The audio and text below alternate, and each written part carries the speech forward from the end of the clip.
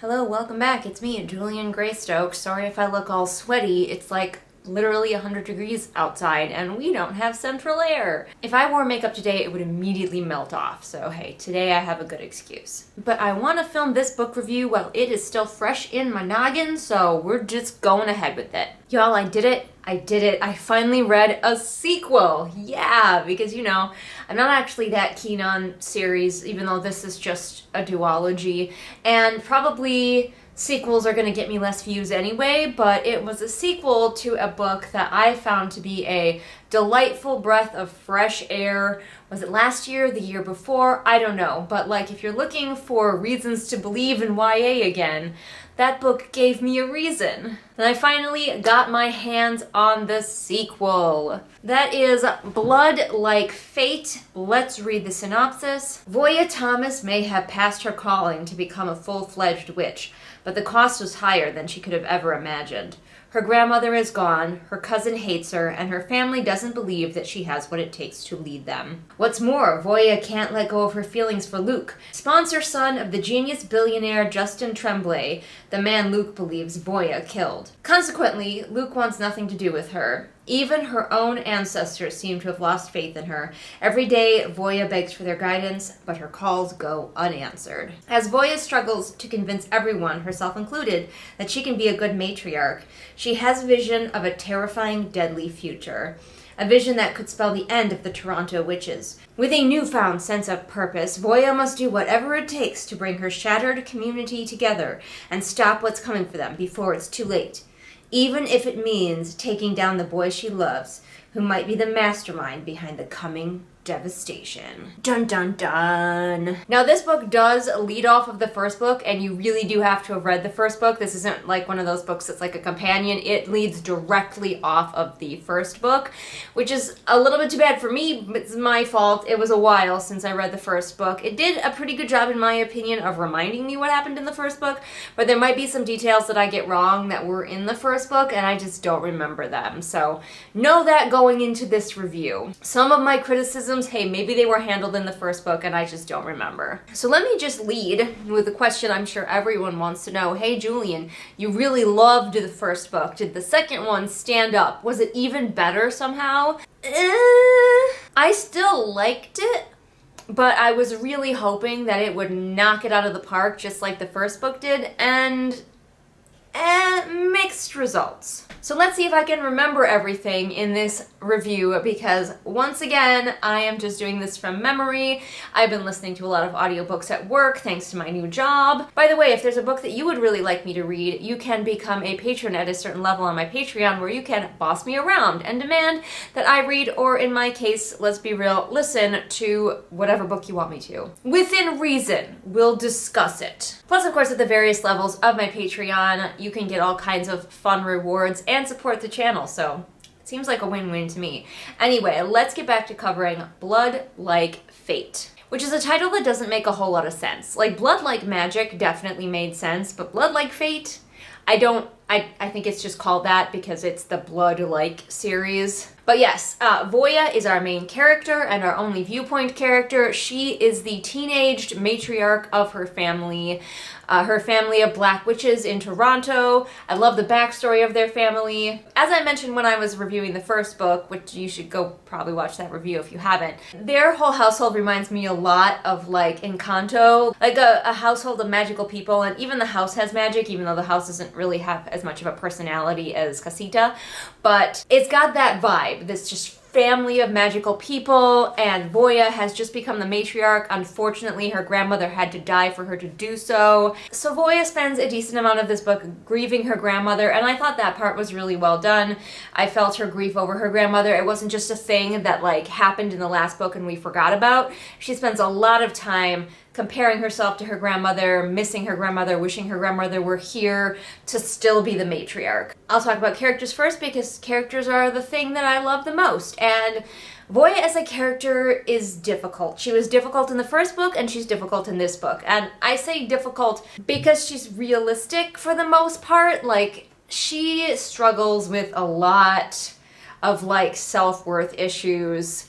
In the first book, her main issue was that she was indecisive, and in this book, her main issue is that she's super worried that she's not going to be a good enough matriarch. So she's still a little bit indecisive, but now her thing is she makes decisions and then everybody either hates those decisions or she just like immediately spirals into second guessing those decisions.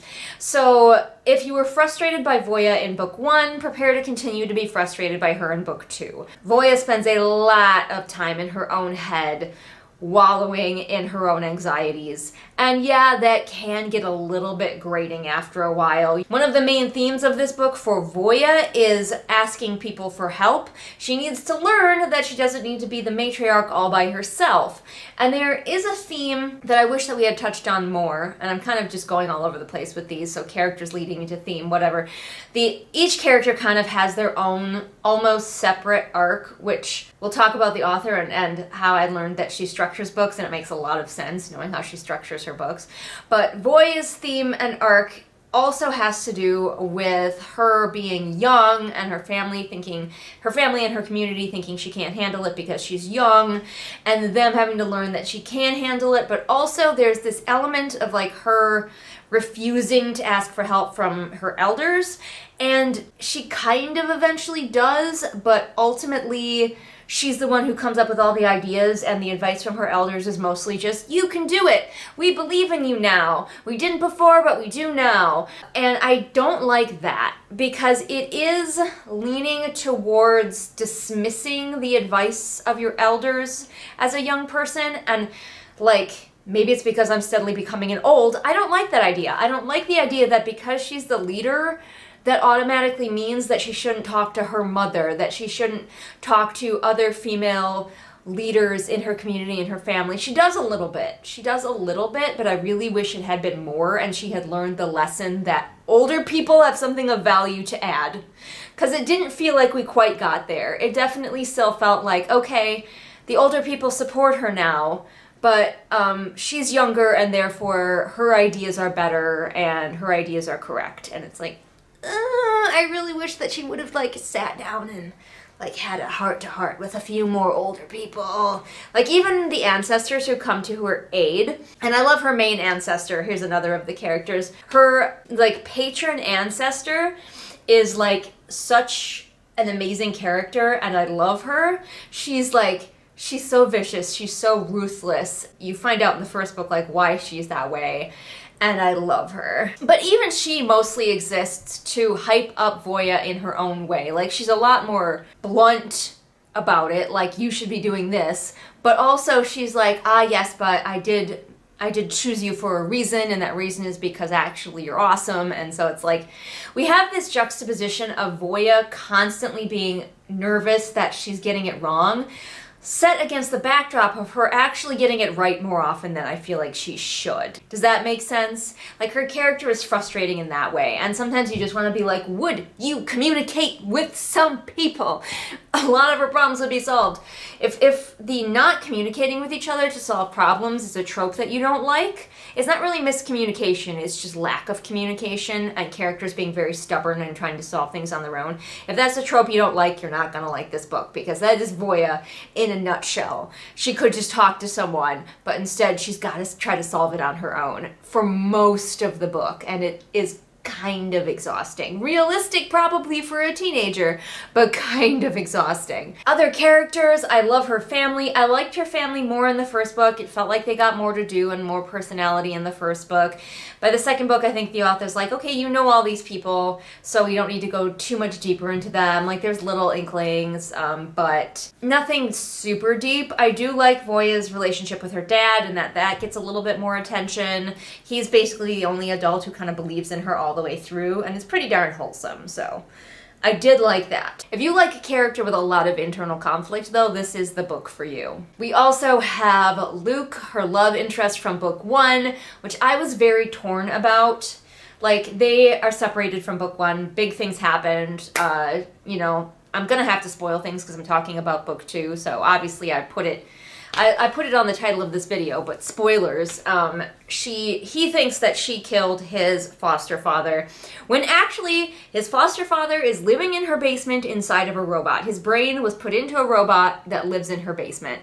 And like, that's a fairly major plot point, and I'm glad it is, because like, ending book 1, I was like, what the fuck are they gonna do with this? He's living in their basement. That's what they did about it. It's such a teenager response, too. Like, oh, what do we do with this guy? He can live in our basement. Yes, Voya did a lot of things in the previous book that fucked up everybody's lives, and she has to deal with in this book. We'll talk about that a bit more when we talk about plot. But Luke, such a tough character for me because I never completely felt like they were in love in the first book. And so I wanted to ship it. And at the end, when he kind of like arrives to the rescue, I did ship it a little bit more. But they kept insisting that they were in love with each other in book 1. You know, she's like, the boy I used to love, the boy I loved. And I'm like, were you actually...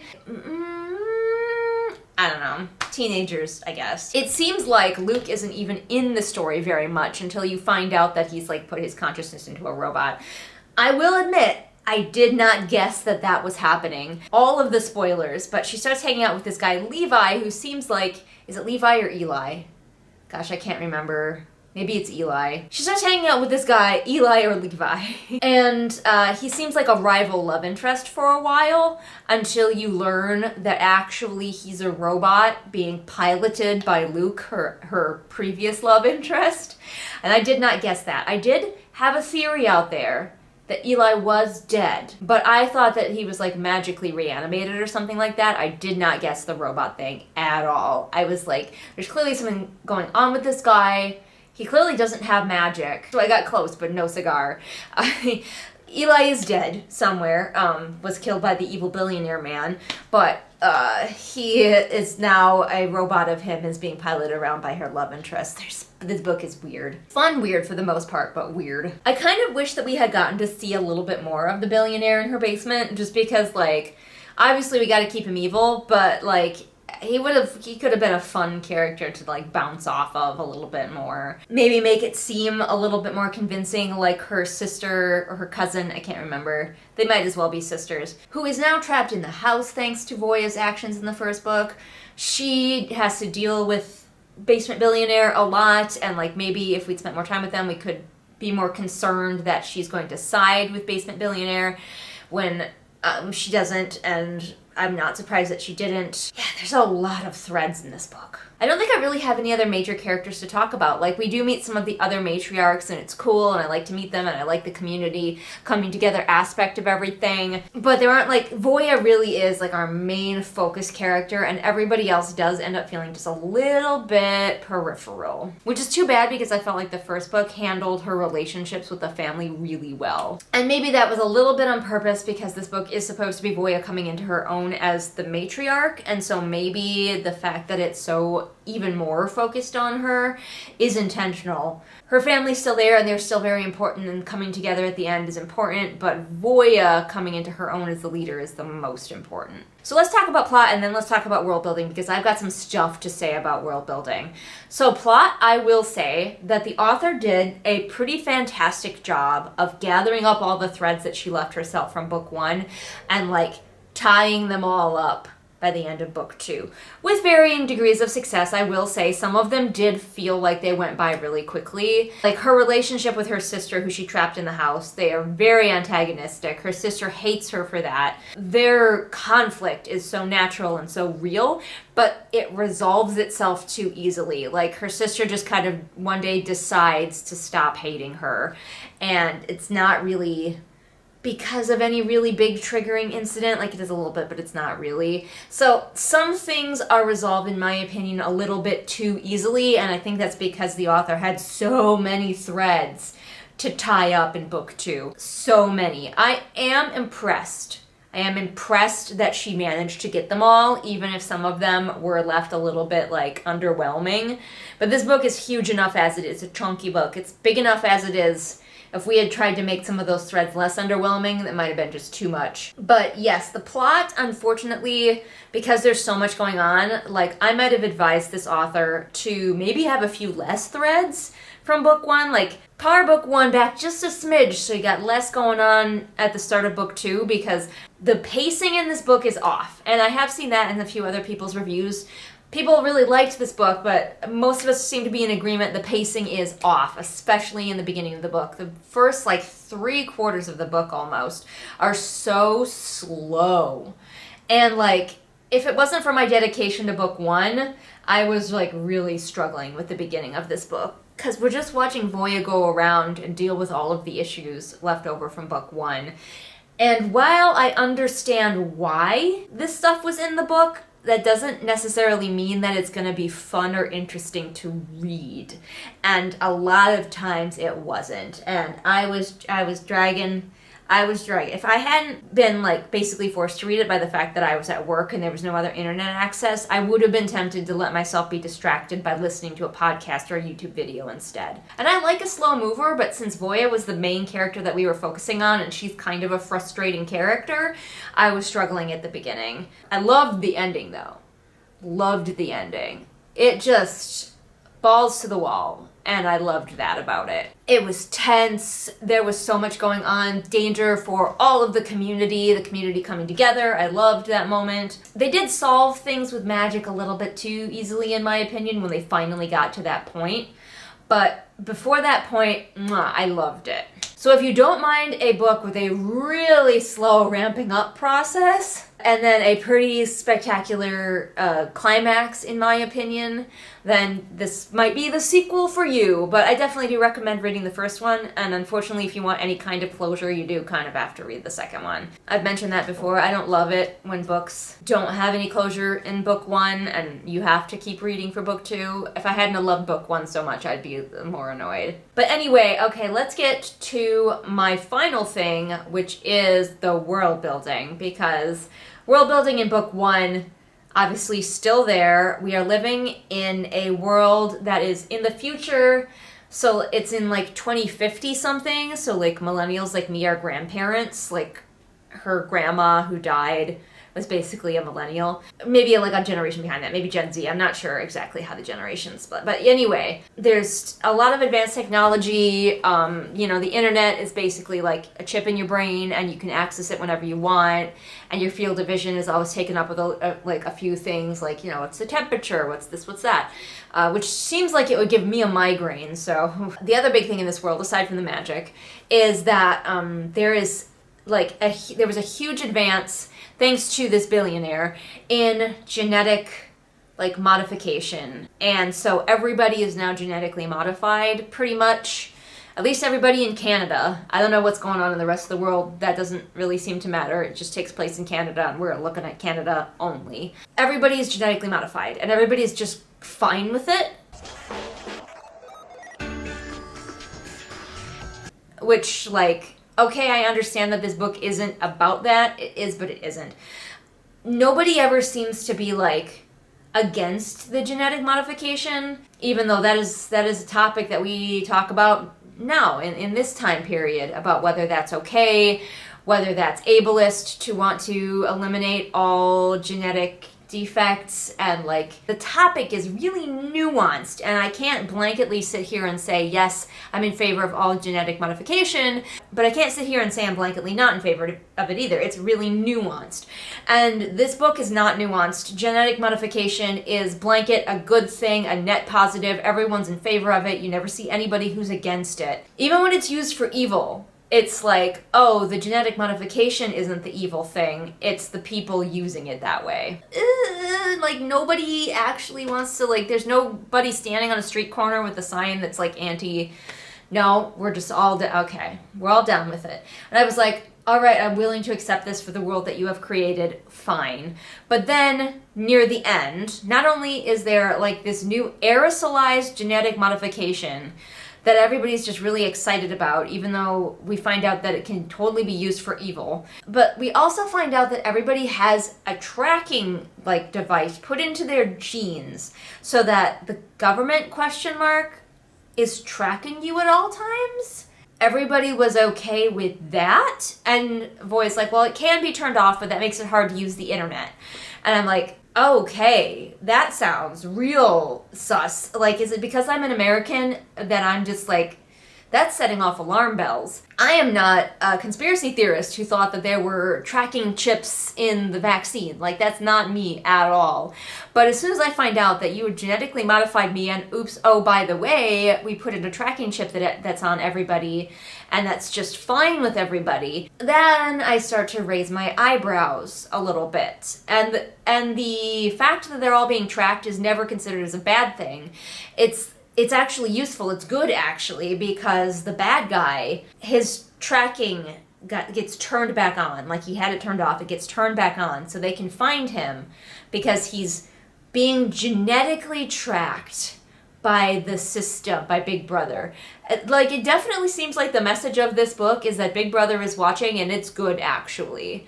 And I'm like, okay, no questions about that. Just genetic modification is ubiquitous and awesome and everybody wants it and everyone's okay with it. Also, we're all being tracked by the government, ? It's never really clear who's tracking you.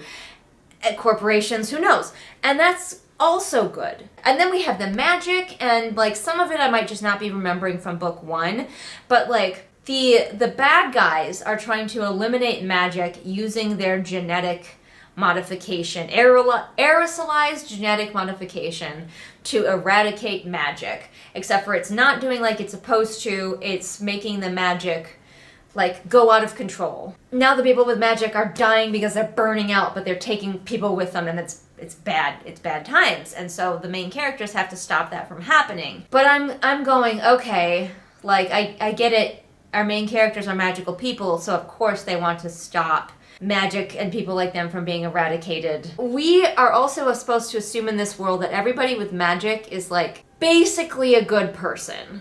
Like, there is someone with magic who is kind of a bad guy, but you find out that they're more misguided. They're misguided. They're not evil like the evil billionaire man. They're just misguided. So like all of the magical people that we see are good people, really, or at least trying their best to be good people. We never get any inclination that anybody is using their magic powers to intentionally harm. Like, is there anybody out there who is actively, like, are there no serial killer magical people? Is there no chance of that? Is magic just assumed to make you a good person? Voya would think so, because she's a good person and her family are good people, and like Voya has this thing where she's like, I never kill. But there were magical people who did do some killing of normies in the previous book. One of Voya's missions is we're gonna stop doing that, but like that is one of her side missions. That is not a main thing. If people kept on, and in fact, some people do keep on using the type of magic that involves killing a normie, and Voya doesn't really have a strong opinion. Like, she's like, we shouldn't do that, my family shouldn't do that, I encourage other people not to do that. But at the same time, she's not like absolutely horrified to her core by the fact that magical people might have to kill a normie to get their magic more powerful. So I'm like, the implications, there's a lot of horrifying implications to this world building. I think the author just wanted a cool world, a cool, neat world that she came up with, and she really doesn't want or expect the readers to ask any questions about it. And I have so many questions about it, but that's not the point of the book. I know I would just be a faceless normie in this world, so how likely am I to be sacrificed? And also, are there any witches out there who are just evil? Or is it all the billionaires? Or there's just one billionaire, really. And I'm here for the eat the rich message, quite frankly. Although that isn't even really there, because then Luke goes on to take over the company, and so he gets to be the billionaire in charge, but he's the good one, so that's okay. There's a lot of weird messaging if you follow any of these like world building things out to potential conclusions. But that's not what we're talking about with this book, alright? This is the story of a girl and her magic and trying to find her place as a leader in her family and community. That's enough, because there's a lot of stuff going on with that. But it would definitely get the horrifying implications spot on my bad book bingo card. That's not saying that this book is bad. I gave it 4 stars. I did enjoy my time with it. I enjoyed that the author was so skillful in wrapping everything together. And I found out that the author has a YouTube channel. So of course I had to go check it out because I'm also an author tuber. And I checked out her channel and it's definitely interesting. Like I watched her video, her Q&A video where she talks about like her method, and I am not at all surprised to find out what her method is. She's an incredibly rigid plotter, and there's nothing wrong with that. She even admits that she kind of hates reading back through her book, so she wants to get as much like right the first time as she can. And like, I get it. I also hate reading back through my books. The way she talks about the way that she silos each plot point into its own thing and then weaves them together, I do see it, especially a lot more in book 2 because there were so many threads that she brought in from book 1.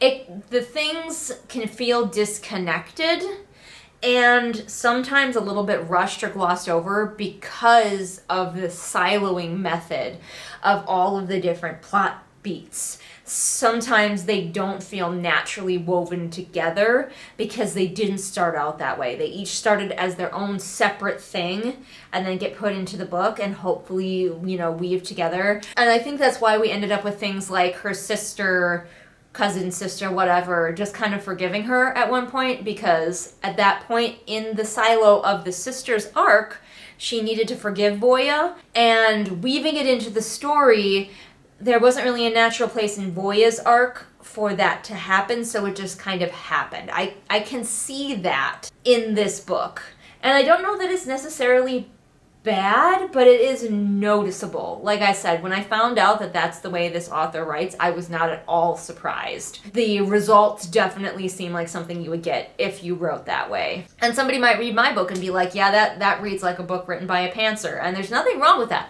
We each have different styles. Also, I noticed the prose a lot more in this book being only okay. I think I felt like in the first book the prose were pretty darn solid, but in this one, and maybe because I just wasn't quite as enchanted with the story, in this one the prose were, they were fine, they were serviceable, but every now and then I would notice some things and that made me go, Speaking of which, I'm a developmental editor. And if you might be worried that you have got some plot threads that you're not certain you're tying up adequately, I could be the person to help you. It can be very daunting to try to find a developmental editor when the time comes for that, and you might be like, there's just so many people. You try to research it online and there's so many people. But hey, you already know me.